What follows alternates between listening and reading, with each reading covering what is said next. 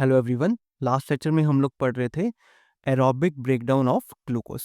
Aerobic breakdown of glucose के 3 steps होते हैं, ग्लाइकोलिसिस, लिंक रिएक्शन और Krebs cycle.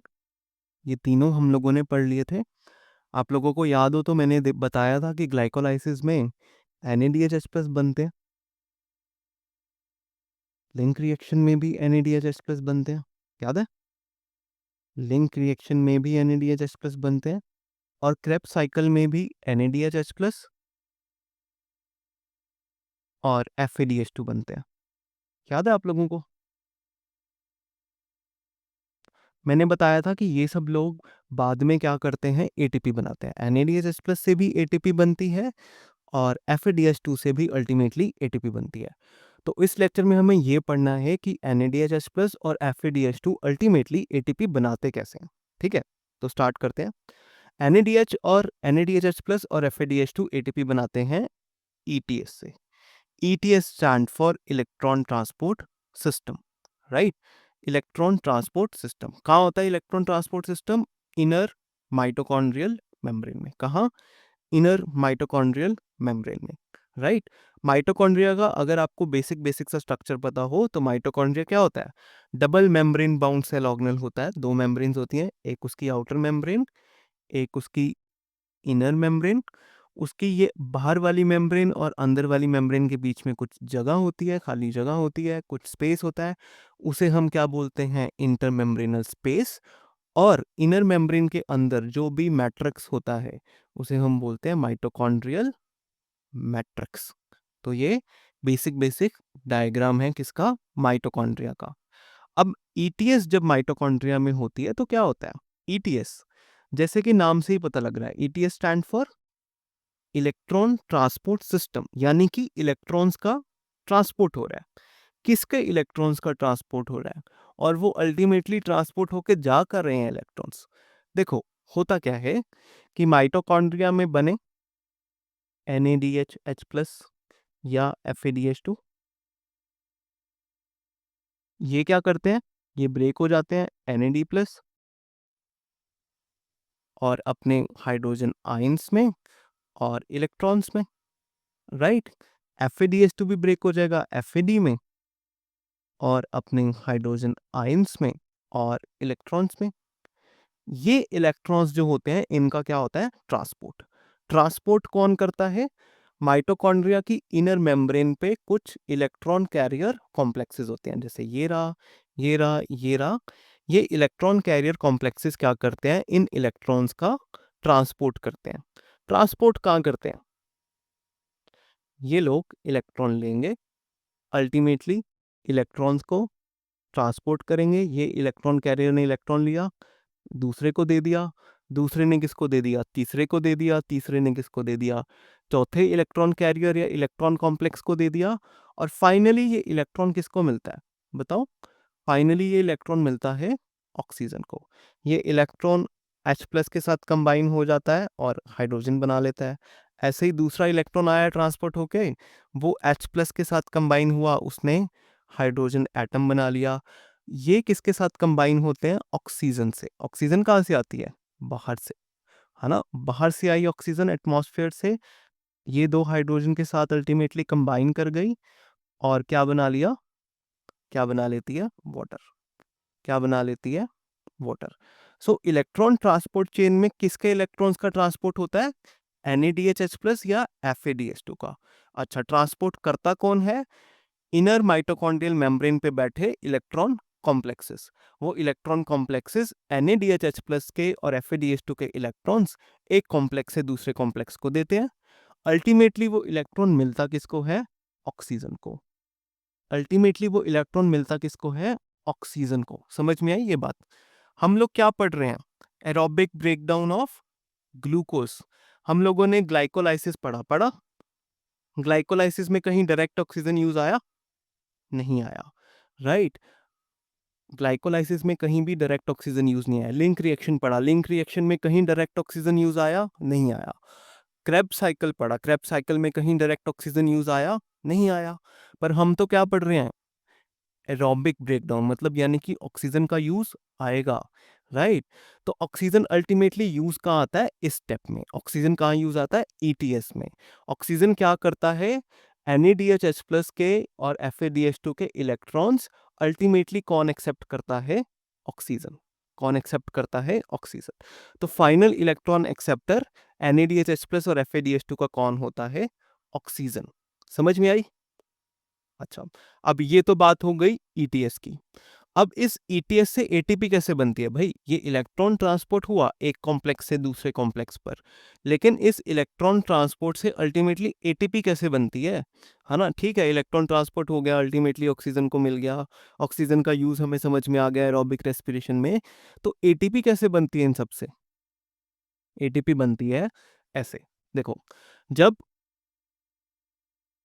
Just a minute, मेरे को,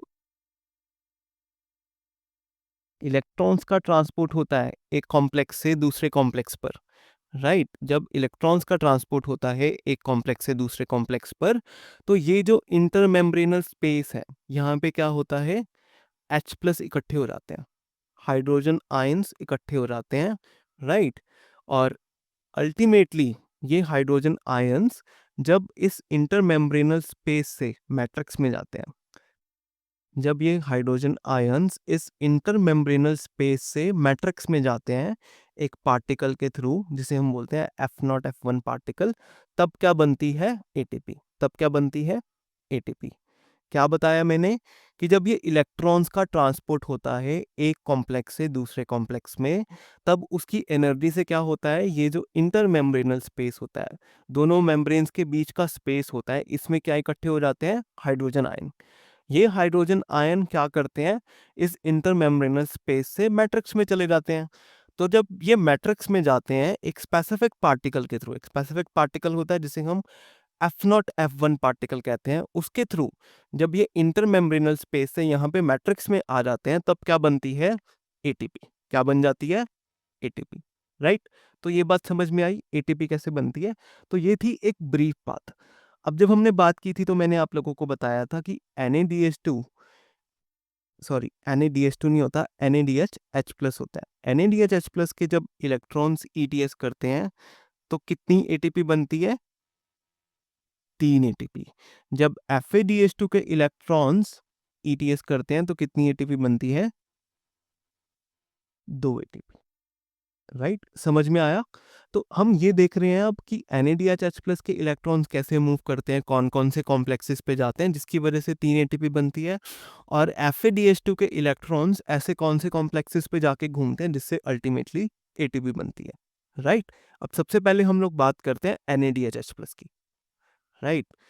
तो this is NADH plus. NADH plus ये मैट्रिक्स की तरफ प्रेजेंट है। पहली बात तो इस डायग्राम को समझो, ये डायग्राम हमने कैसे बनाया है, इस डायग्राम को ऐसे काट दो तो बाहर की तरफ क्या होगी, आउटर मेम्ब्रेन, फिर क्या होगा, इंटर मेम्ब्रेनल स्पेस, फिर ये क्या हो गई, इनर मेम्ब्रेन, ये क्या हो गया, मैट्रिक्स। तो ऐसा ही डायग्राम है ये, देखो ये क्या है, this is outer membrane, outer membrane of mitochondria. ये क्या है, ये इनर मेम्ब्रेन है, किसकी, माइटोकॉन्ड्रिया की। ये क्या है, ये सारा इंटर मेम्ब्रेनल स्पेस, दोनों मेम्ब्रेन्स के बीच का स्पेस। और ये क्या है, मैट्रिक्स। ये क्या है, माइटोकॉन्ड्रियल मैट्रिक्स। समझ में आया। अब समझते हैं इसको डिटेल में। देखो, NADH प्लस कहाँ प्रेजेंट था, मैट्रिक्स की तरफ। उसने अपने हाइड्रोजन आयंस और इलेक्ट्रॉन्स लूज कर दिए। ये इलेक्ट्रॉन्स किसने एक्सेप्ट कर लिए, कॉम्प्लेक्स 1 ने। किसने, कॉम्प्लेक्स 1 ने। किसने एक्सेप्ट कर लिए, ये कॉम्प्लेक्स 1 पे चले गए, राइट। अब इलेक्ट्रॉन कॉम्प्लेक्स में क्या होता है, बहुत सारे इलेक्ट्रॉन कैरियर्स। अब इलेक्ट्रॉन कॉम्प्लेक्स 1 में कौन कौन से इलेक्ट्रॉन कैरियर्स हैं, FMN और iron sulphur protein. FMN stand for flavin mononucleotide, iron sulphur protein, FES stand for iron sulphur protein. तो ये इलेक्ट्रॉन सबसे पहले FMN के पास गए, फ्लेविन मोनोन्यूक्लियोटाइड के पास। फ्लेविन मोनोन्यूक्लियोटाइड ने ये इलेक्ट्रॉन किसको दे दिए, आयरन सल्फर प्रोटीन को। फिर आयरन सल्फर प्रोटीन के बाद ये अल्टीमेटली इलेक्ट्रॉन किसके पास आते हैं, कॉम्प्लेक्स 1 के बाहर, यूबीक्विनोन के पास। किसके पास, यूबीक्विनोन के पास। अब यूबीक्विनोन जो होता है ना, वो अकेला इलेक्ट्रॉन कैरी नहीं कर सकता। क्या, अकेला इलेक्ट्रॉन कैरी नहीं कर सकता, वो क्या होता है, हाइड्रोजन कैरियर। तो ये जो इलेक्ट्रॉन आया है, ये इसको कंबाइन करता है एक H+ के साथ। H+ कहाँ से लाता है? ये मैट्रिक्स है, इसमें बहुत सारे H+ हैं, इसके साथ कंबाइन करता है और अल्टीमेटली क्या बना लेता है? हाइड्रोजन। ऐसे ही इसके पास दूसरा इलेक्ट्रॉन आया, इसने H+ लाया ये मैट्रिक्स से, कंबाइन किया और अल्टीमेटली क्या बना लिया? हाइड्रोजन। ये दोनों हाइड्रोजन यूबिक्विनॉन पे लग जाते हैं और अल्टीमेटली यूबिक्विनॉन किस में कन्वर्ट हो जाता है? UqH2, राइट, यूबिक्विनॉल में। यूबिक्विनॉन पे 2 हाइड्रोजन लगे तो UqH2 बन गया, इसको क्या बोलते हैं? यूबिक्विनॉल। समझ में आई? अच्छा, अब यूबिक्विनॉल क्या करता है? हाइड्रोजन आयंस तो फिर कहाँ फेंक देता है? यहाँ पे। हाइड्रोजन आयंस यहाँ पे फेंक देता है दोनों, और अल्टीमेटली इलेक्ट्रॉन्स किसको दे देता है? दोनों अपने कॉम्प्लेक्स 3 को। इलेक्ट्रॉन्स किसको दे देता है? ये कॉम्प्लेक्स 3 को। समझ में आई बात? तो कॉम्प्लेक्स 3 है, तो कॉम्प्लेक्स 3 में भी बहुत सारे इलेक्ट्रॉन कैरियर्स होते हैं। कॉम्प्लेक्स 3 में पहले साइटोक्रोम बी के पास इलेक्ट्रॉन जाता है, साइटोक्रोम बी के बाद आयरन सल्फर प्रोटीन के पास जाता है, आयरन सल्फर प्रोटीन के बाद किसके पास जाता है? साइटोक्रोम C1 के पास, राइट। अब साइटोक्रोम C1 के बाद कॉम्प्लेक्स 3 से इलेक्ट्रॉन निकल के किसके पास जाता है? साइटोक्रोम C के पास। अब ये जो साइटोक्रोम C होता है, ये क्या होता है? एक मोबाइल इलेक्ट्रॉन कैरियर।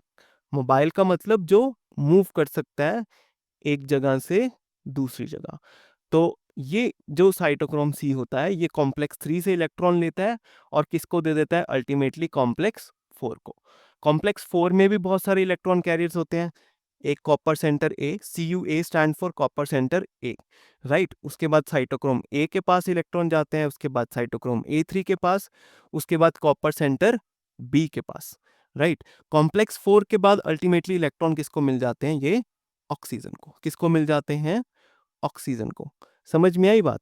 राइट। तो कॉम्प्लेक्स 4 इलेक्ट्रॉन अल्टीमेटली किसको दे देता है? ऑक्सीजन को, क्योंकि फाइनल इलेक्ट्रॉन एक्सेप्टर तो ऑक्सीजन नहीं होना है, चाहे वो NADH+ के हों, चाहे वो FADH के हों, अल्टीमेटली इलेक्ट्रॉन किसके पास जाने हैं? ऑक्सीजन के पास। तो ये फाइनली इलेक्ट्रॉन कॉम्प्लेक्स 4 किसको दे देता है? ऑक्सीजन को, और क्या बन जाता है? वाटर। ये बात समझ में आई? ये बात समझ में आई, राइट। तो सबसे पहले NADH+ के इलेक्ट्रॉन किसके पास गए? कॉम्प्लेक्स 1 के पास।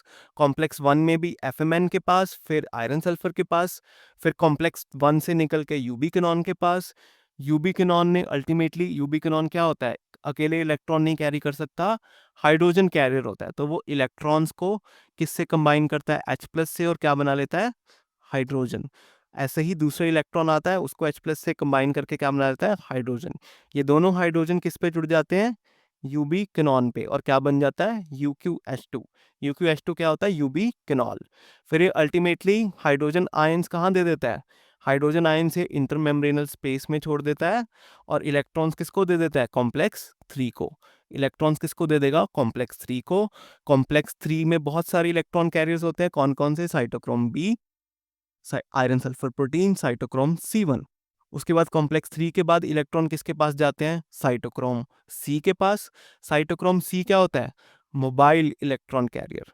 मोबाइल इलेक्ट्रॉन कैरियर का मतलब जो एक जगह से दूसरी जगह मूव कर सकता है। तो ये इलेक्ट्रॉन को कॉम्प्लेक्स 3 से कहाँ ले जाता है? कॉम्प्लेक्स 4 पर। कहाँ ले जाता है? कॉम्प्लेक्स 4 पर। कॉम्प्लेक्स 4 में भी बहुत सारे इलेक्ट्रॉन कैरियर्स होते हैं। कॉपर ए के बाद साइटोक्रोम A के पास जाते हैं इलेक्ट्रॉन, साइटोक्रोम A के बाद साइटोक्रोम A3 के पास, फिर कॉपर सेंटर B के पास। अल्टीमेटली फोर्थ कॉम्प्लेक्स से निकल के इलेक्ट्रॉन किसको मिल जाते हैं? ऑक्सीजन को। समझ में आई ये बात? राइट। ये इलेक्ट्रॉन्स आए यहाँ पे, ये H+ के साथ कंबाइन किए, क्या बन गई? हाइड्रोजन। ऐसे ही दूसरा इलेक्ट्रॉन आया, ये हाइड्रोजन आयन लिया इन्होंने मैट्रिक्स के साथ, उसके साथ कंबाइन हुए, क्या बन गई? हाइड्रोजन। ये दोनों हाइड्रोजन अल्टीमेटली किसके साथ कंबाइन हो जाती हैं? ऑक्सीजन से, और अल्टीमेटली क्या बन जाता है? वाटर। राइट, राइट, समझ में आई? अब इलेक्ट्रॉन के ट्रांसपोर्ट से, ये इलेक्ट्रॉन ट्रांसपोर्ट हुआ एक जगह से दूसरी जगह, इससे हाइड्रोजन ग्रेडियंट बनता है। हाइड्रोजन कहाँ इकट्ठे हो जाते हैं? आपके इंटरमेम्ब्रेनल स्पेस में, दोनों मेम्ब्रेन्स के बीच में जो स्पेस होता है वहां पे। जब कॉम्प्लेक्स 1 से इलेक्ट्रॉन जाता है तो कॉम्प्लेक्स 1 कितने H+ फेंकता है इंटरमेम्ब्रेनल स्पेस में? 4 H+। जब कॉम्प्लेक्स 3 से जाता है तो कॉम्प्लेक्स 3 कितने H+ फेंकता है इंटरमेम्ब्रेनल स्पेस में? 4। जब कॉम्प्लेक्स 4 से जाता है तो कॉम्प्लेक्स 4 कितने H+ फेंकता है इंटरमेम्ब्रेनल स्पेस में? 2। तो कितने हाइड्रोजन आयंस हो गए, कितने H+ हो गए इंटरमेम्ब्रेनल स्पेस में जब NaDH2 के इलेक्ट्रॉन गए, कितने 10, कितने 10 हाइड्रोजन आयंस क्या इंटरमेम्ब्रेनल स्पेस में इकट्ठे हो गए।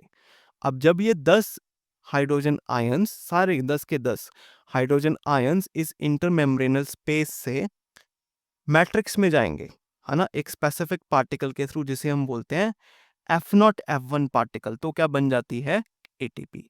कितनी एटीपी बनती है 3 एटीपी।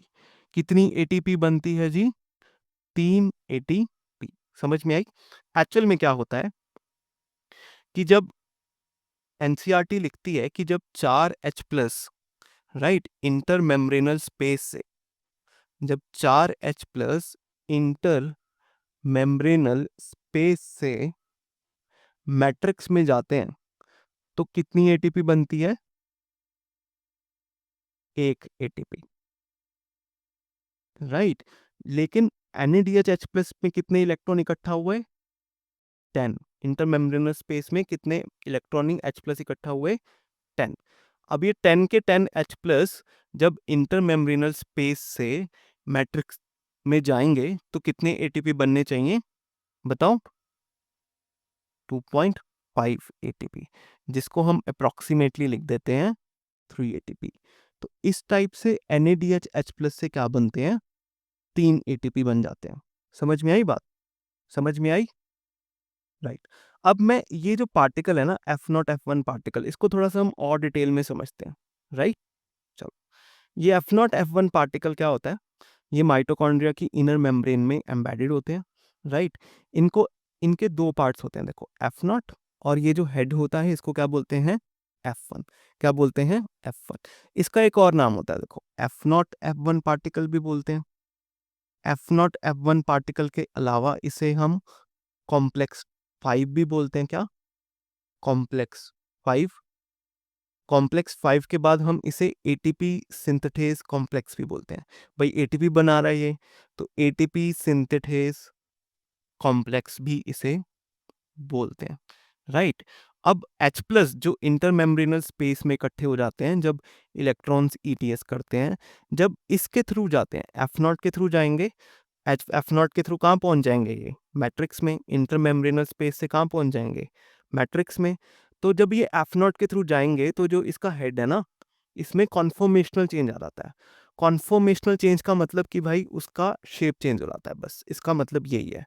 कॉन्फॉर्मेशनल चेंज आ जाता है मतलब उसका शेप चेंज हो जाता है ना। और वो अल्टीमेटली उसकी एटीपी एक्टिविटी क्या हो जाती है प्रमोट हो जाती है। तो वो एडीपी प्लस पीआई को कंबाइन करके क्या बना देता है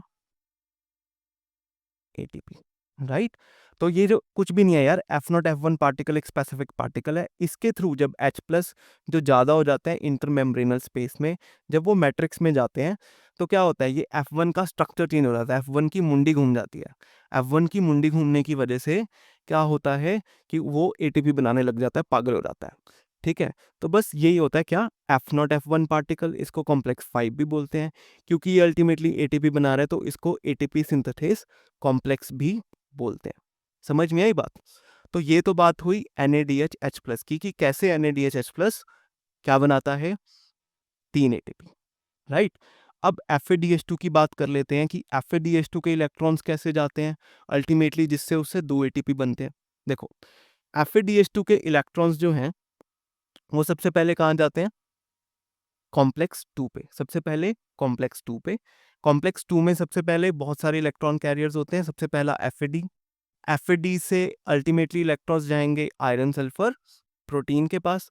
आयरन सल्फर प्रोटीन के बाद किस पे जाएंगे यूबीक्विनोन। यूबीक्विनोन NaDH2 वाले में भी पढ़ा था। यूबीक्विनोन क्या होता है, अकेला इलेक्ट्रॉन कैरी नहीं कर सकता, तो वो इलेक्ट्रॉन्स को H+ के साथ कंबाइन करता है और हाइड्रोजन बनाता है। ऐसे ही दूसरा हाइड्रोजन बनाता है और अल्टीमेटली ये दोनों हाइड्रोजन किस पे लग जाते हैं यूबीक्विनोन पे। तो क्या बन जाता है यूबीक्विनोल। तो यूबीक्विनोल क्या करता है, ये अल्टीमेटली इलेक्ट्रॉन्स किसको दे देता है कॉम्प्लेक्स 3 को। कॉम्प्लेक्स 2 के बाद कहाँ पे गए कॉम्प्लेक्स 3 को, और H+ कहाँ पे फेंक देता है इस इंटरमेम्ब्रेनल स्पेस में। H प्लस ले कहाँ से रहा था भाई, यूबी किनॉन के पास इलेक्ट्रॉन आए कॉम्प्लेक्स थर्ड से, इलेक्ट्रॉन आ गया, इसने H प्लस लिया कहाँ से, ये मैट्रिक्स से, यहाँ से, और किस पे अल्टीमेटली H प्लस लेके किस में कन्वर्ट कर दिया उसे, हाइड्रोजन एटम में, राइट। तो हाइड्रोजन एटम के बाद इसने इलेक्ट्रॉन्स कहाँ फेंके, कॉम्प्लेक्स 3 को दे दिए, H प्लस कहाँ फेंक दिए, इंटरमेम्ब्रेनल स्पेस में, राइट। समझ में आई।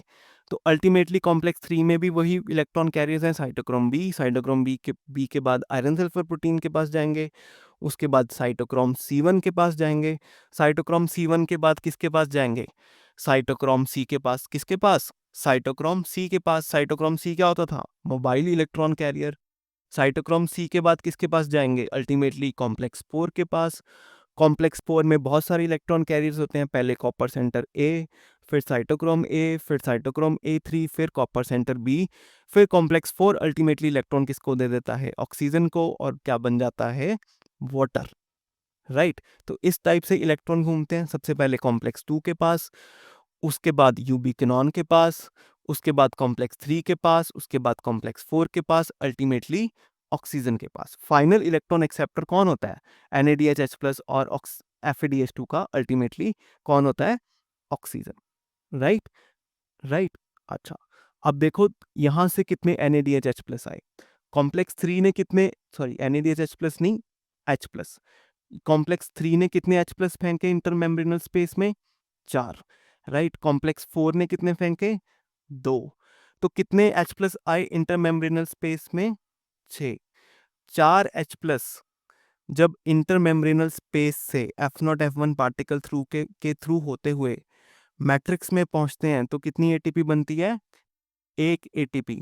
जब ये 6 H प्लस, ये जो 6 H प्लस आए हैं, ये इंटरमेम्ब्रेनल स्पेस से अल्टीमेटली F0 F1 पार्टिकल के थ्रू होते हुए मैट्रिक्स में आएंगे, तो कितनी एटीपी बननी चाहिए, 1.5 एटीपी, जिसको अल्टीमेटली हम लोग लिख देते हैं 2 एटीपी।